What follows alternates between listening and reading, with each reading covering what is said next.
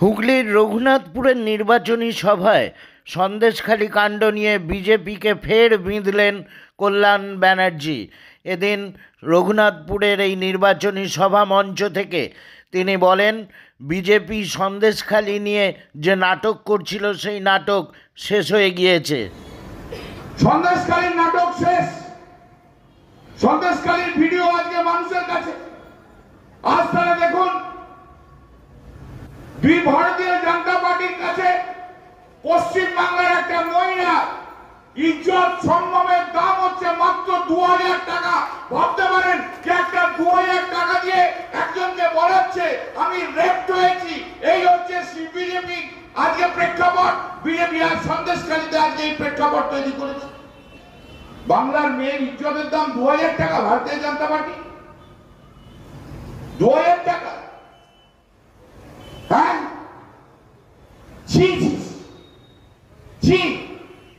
কত নোংরা খেলা আপনি খেলেন। কতবার লেখাকে ফোন,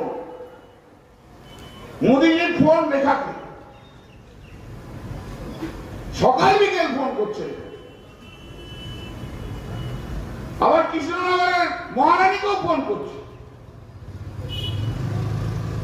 খুব ভালো কথা। ওই নির্বাচনী সভা মঞ্চ থেকে বক্তব্য রাখার সময় মণিপুর কাণ্ড নিয়ে প্রধানমন্ত্রীকে বিঁধলেন কল্যাণ বন্দ্যোপাধ্যায়। মণিপুরে গত 1 বছর ধরে 400 থেকে 500 মহিলাকে বিজেপির লোকেরা 400 থেকে 500 মহিলাকে ধর্ষণ করলো।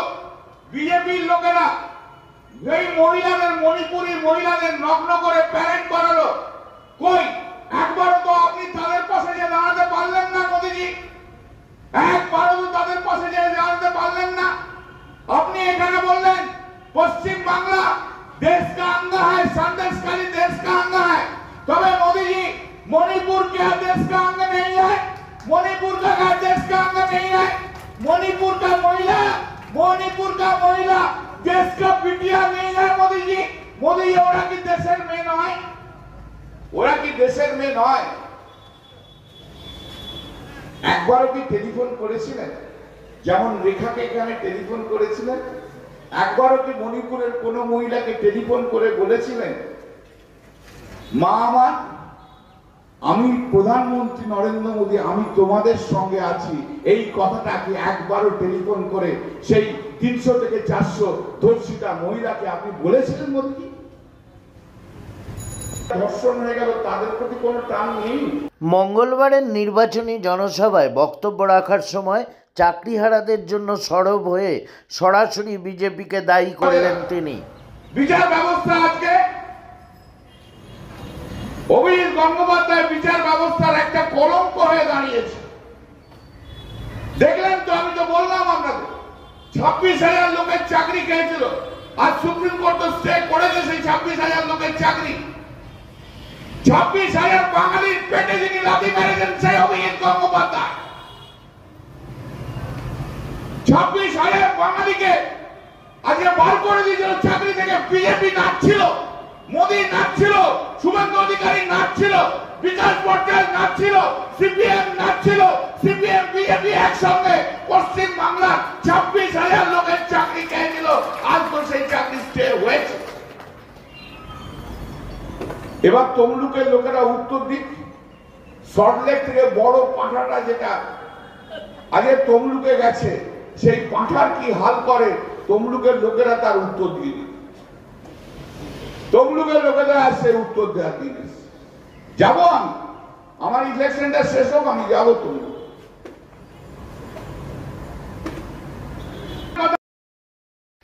রঘুনাথপুরের ওই নির্বাচনী জনসভায় তিনি রীতিমতো বক্তব্য রাখার সময় সিপিএম ও বিজেপিকে তুলোধনা করে ছাড়লেন এবং সভায় উপস্থিত জনগণকে তিনি অনুরোধ করেন, আপনারা আপনাদের ভোটাধিকার 20 মে প্রয়োগ করবেন ঠিকই, কিন্তু আমার অনুরোধ রইল আপনারা সিপিএম ও বিজেপিকে একটিও ভোট দেবেন না।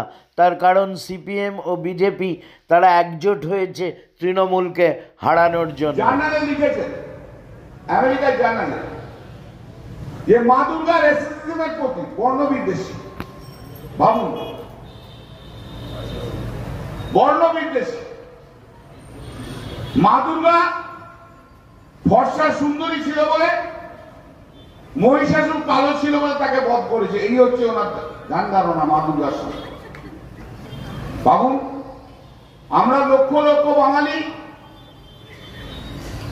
এখানের বাঙালি, প্রবাসী বাঙালি, বিদেশের বাঙালি, সবাই মা দুর্গা ঠাকুরকে আমরা শ্রদ্ধা করি, ভক্তি করি। এখানে ভক্তি করে, ভক্তি করবে, যে যার বিশ্বাস নেই সে করবে না, সেটা তার নিজের ব্যাপার।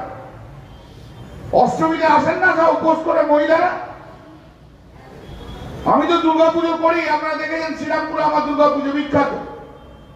আমি তো তারই ভক্ত, মায়েরই ভক্ত। আমি তো বলি মায়ের দয়া আমার প্রতিদিন দিন চলে। আমি এতটা ভক্তি শ্রদ্ধা নিয়ে চলি। আমি কে? আমি কোনো মালিকই নয়, যে তার যদি যা করেন তাই তো করি, এই তো বলছি।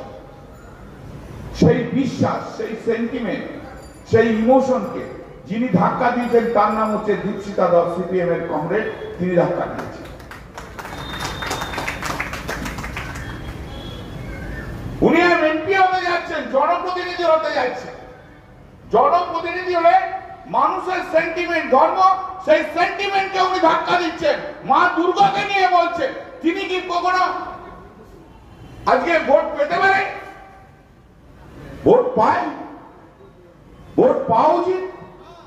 সিপিএম কে ভোট দেওয়া মানে বিজেপির হাতকে শক্ত করা, জেনে রাখবে।